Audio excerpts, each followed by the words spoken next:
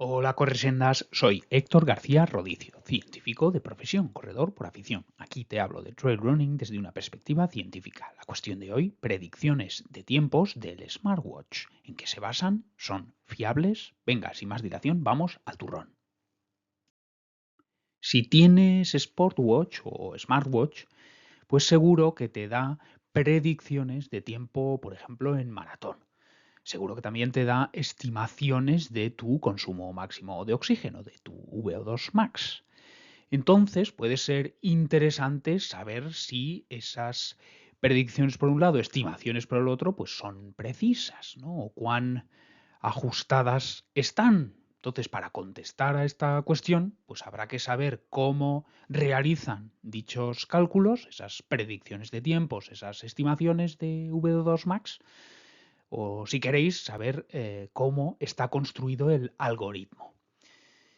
Y para ver cómo funciona uno de estos algoritmos en una marca de reloj de smartwatches, pues vamos a revisar un estudio de enero de 2025 en 154 runners, hombres y mujeres, amateur.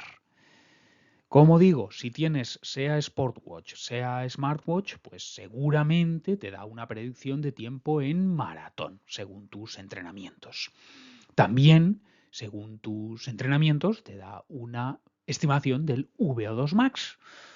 Entonces es muy probable que si echas un vistazo a estos cálculos, pues te preguntes en qué medida puedes fiarte de ellos.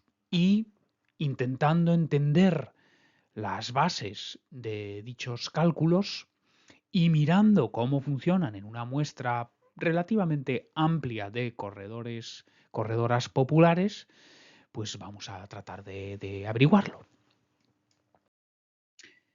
¿Cómo se construye en líneas generales el algoritmo que predice tus tiempos en 10K, en medio maratón, en maratón, según tus tiempos en 5K o según tus entrenamientos?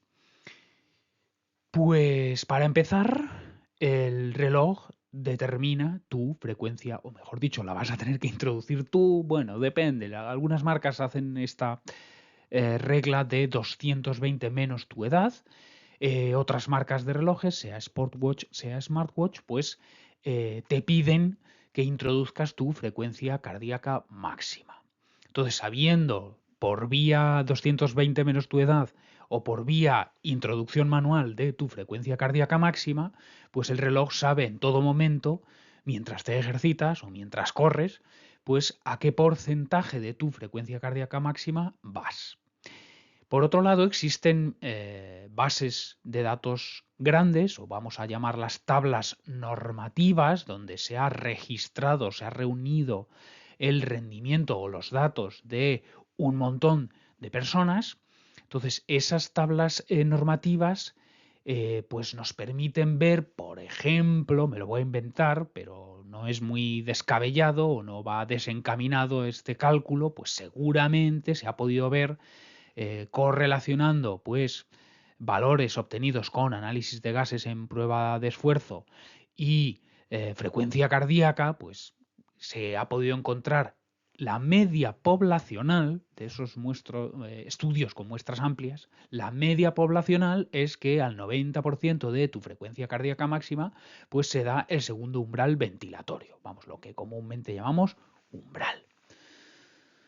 Y se puede ver también en estudios, eso, con muestras amplias, que la media poblacional es que corramos el 10K al 100% de umbral y quizá en la media maratón pues al 95% de umbral.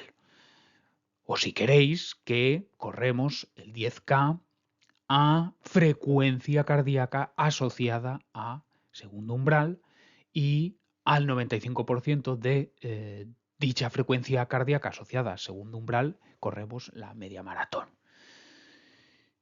Entonces, tu reloj, sabiendo cuál es tu frecuencia cardíaca máxima y sabiendo que en medias poblacionales el segundo umbral se ubica al 90% de tu frecuencia cardíaca máxima, pues el reloj sabe a qué velocidad o a qué ritmo tú corres cuando estás al 90% de tu frecuencia cardíaca máxima. Dicho en términos más concretos, sabe cuál es tu ritmo umbral. Y sabiendo que el 10K se corre al 100% de tu ritmo umbral, pues puede predecir tu tiempo en 10K. Sabiendo que el medio maratón se corre al 95% de umbral, pues puede predecir tu tiempo en medio maratón.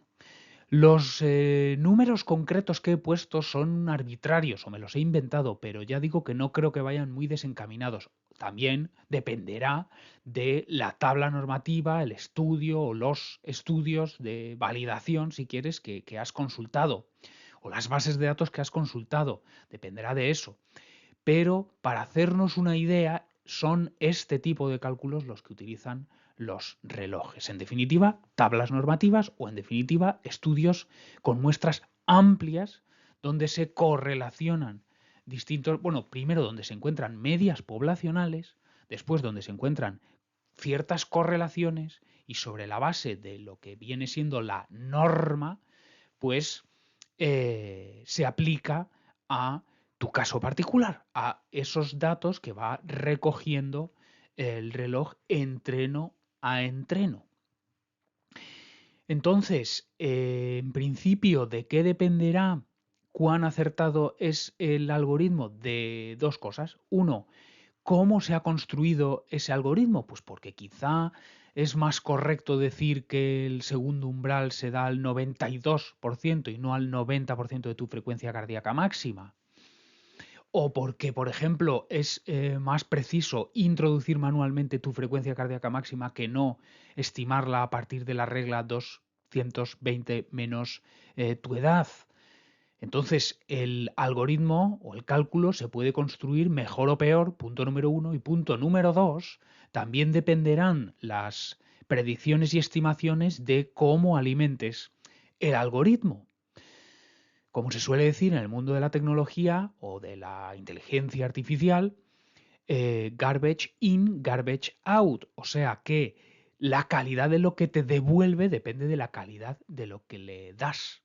Entonces, si tienes muy poquitos entrenamientos y quizá tomaste mucho café, entonces esas frecuencias cardíacas quizá no son del todo realistas y puede haber problemas de sobreestimación o subestimación. Respecto ya no a la predicción de tiempos, sino a la estimación de tu VO2 max o consumo máximo de oxígeno, pues la misma lógica. Contamos con tablas normativas o estudios con muestras amplias que han podido correlacionar tiempos en, pongo ahí MMP, o sea, mejor marca personal, tiempos en, qué sé yo, 5K, 10K, medio maratón, maratón, con ciertos volúmenes de oxígeno, o sea, ciertos consumos máximos de oxígeno, o sea, mililitros kilo minuto. También han podido correlacionar porcentajes del consumo máximo de oxígeno con porcentajes de la frecuencia cardíaca máxima. O sea, pues por ejemplo, en principio, la frecuencia cardíaca máxima va a coincidir con el consumo máximo de oxígeno y a su vez coincidirán con el fin de la prueba de esfuerzo incremental en rampa. Y bueno, a partir de ahí pues puedes hacer cortes en puntos anteriores. También puedes correlacionar frecuencias cardíacas también puedes correlacionar tu tiempo en una distancia con tiempo en otra. Bueno, todas estas tablas normativas que correlacionan todos estos valores, pues nos dan la base para estimar tu consumo máximo de oxígeno. Por ejemplo, si corres el 10K en no sé qué, y esas tablas han visto que con tantos mililitros se corre media poblacional en tantos minutos el 10K, que con otros tantos mililitros kilominutos se corre el 10K en no sé cuántos minutos. Pues de esa manera pueden, y bueno, y sabiendo que Sí, bueno, de esa manera pueden directamente estimar el consumo máximo de oxígeno. A eso se le puede añadir también la frecuencia cardíaca, porque es un proxy de nuestra actividad metabólica. Vamos, en definitiva, como digo, con tablas normativas, con cierta base y con esa correlación entre tiempos, por seguir con el ejemplo, en 10K y mililitros kilo minuto, pues por ejemplo, pues igual se ha visto que para bajar de 35 minutos, y bueno, esto sí que es más o menos así, que lo he consultado, por ejemplo, para bajar de 35 minutos en 10K, pues vas a tener que tener un VO2 max de más de 60 mililitros kilo minuto. Pues 62, cosas así. ¿Que tienes 58? Bueno, pues quizá puedes aspirar a bajar de 38 minutos y así sucesivamente. Vamos ya sí que sí a aterrizar esto un poquito más, pues a números. Es un estudio de enero de 2025 en 154 runners populares que van a llevar cierto, en este caso, smartwatch de la marca Huawei. No me paga nada. No le quiero hacer publicidad, pero es un hecho. Fue un smartwatch Huawei. Lo llevaron durante 42 días, o sea, 6 semanas. Porque es el mínimo que necesita ese algoritmo pues, para hacer los cálculos. Entonces, lo llevaron durante todos los entrenamientos de esas 6 semanas y finalmente hicieron un 10K y un medio maratón. Entonces vamos a ver qué correlación se encontró entre el tiempo previsto o predicho y el tiempo real, el tiempo alcanzado. Bueno, antes de eso, breve repaso por las características de la muestra. Mayoritariamente eran hombres, pero también había un porcentaje de mujeres. Tenían en promedio unos 4 años de experiencia corriendo, más o menos. Hacían, si promediamos hombres y mujeres, porque los hombres corrían algo más, pues unos 30 o 40 kilómetros semana y pues más o menos corrían típicamente a ritmo de entre 5 y 6 minutos el kilómetro, cosas así, populares. Como digo, durante 42 días llevan colocado el reloj en todos sus entrenamientos, que ya digo que va a considerar porcentajes de la frecuencia cardíaca máxima a los que corres distintas velocidades, también sabe a qué porcentaje de la frecuencia cardíaca máxima se corre un 10K y se corre un medio maratón en promedio, y en función de eso va a hacer su predicción. Vale, ¿qué es lo que se vio? Pues se vio que en 10K, en 21K, tiempo predicho correlacionó con tiempo alcanzado, una correlación de 0,95. Eso corresponde a una precisión o a un margen de error de, fue más o menos un minuto más que corrieron, más lento corrieron el 10K respecto de la predicción y más o menos 2 minutos más lento corrieron el medio maratón respecto de la predicción. O sea, es un margen de error de 1, 2 minutos y corresponde a una precisión del más del 97%. Si lo llevamos a mi caso, pues en tiempo oficial, en 10K, que aunque es de hace unos años, pero bueno, el único 10K de asfalto que tengo oficial, pues homologado, pues fue 37 minutos 55 segundos, eso con una precisión del 98%, pues me habría predicho el reloj 37:10, o sea, 45 segundos de diferencia. Y si trasladamos esa misma precisión, que no es objeto del estudio, pero si trasladamos o extrapolamos esa precisión de más del 97% a las estimaciones que hacen los relojes del VO2 Max, pues mi reloj actual me estima un VO2 Max de 58,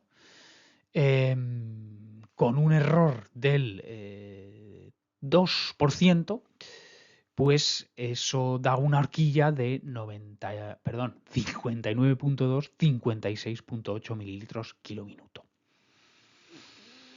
O sea, esta precisión encontrada en este estudio, en esta marca concreta, que yo ahora mismo estoy usando Suunto, pero bueno, antes usaba Coros y me hacía estimaciones parecidas, extrapolando la precisión de este estudio con esa marca y encima para tiempos, pero si la llevamos a estimación de VO2 Max y de mi reloj actual y de mi cálculo actual, pues las posibilidades en laboratorio sería pues entre 59 bajos, 56 altos, cuando me está dando el reloj 58. Y no sé si conocéis este libro tan famoso, Daniels Formula, de Jack Daniels. Es un entrenador de atletismo de amplia experiencia, una obra maestra se puede decir, o de referencia, un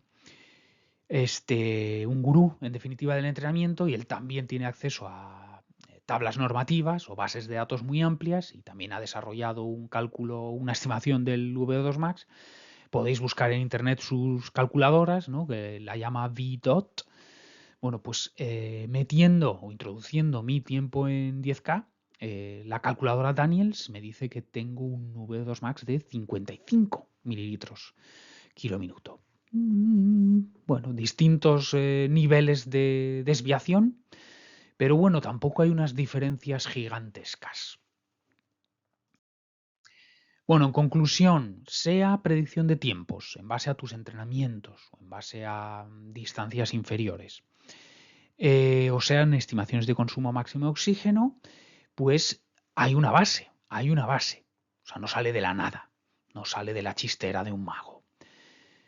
Más concretamente, si nos basamos en lo encontrado en este estudio con esta muestra, con esos procedimientos y con esa marca de reloj que usa ese algoritmo concreto, pues más o menos 1 minuto en 10K, 2 minutos de desviación en medio maratón, un 1,5 mililitros en VO2 Max de desviación.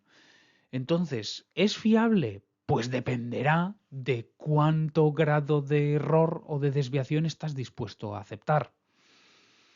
Pues si fueras atleta de élite, pues quizá 2 minutos en maratón, por ejemplo, pues es demasiado.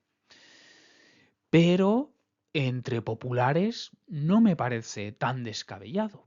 O 40, 50, 60 segundos en 10K no me parece tan descabellado. Y como no lo pagas, o sea, quiero decir, no es una prueba de laboratorio, es verdad que tienes que hacer la inversión de comprar el reloj, pero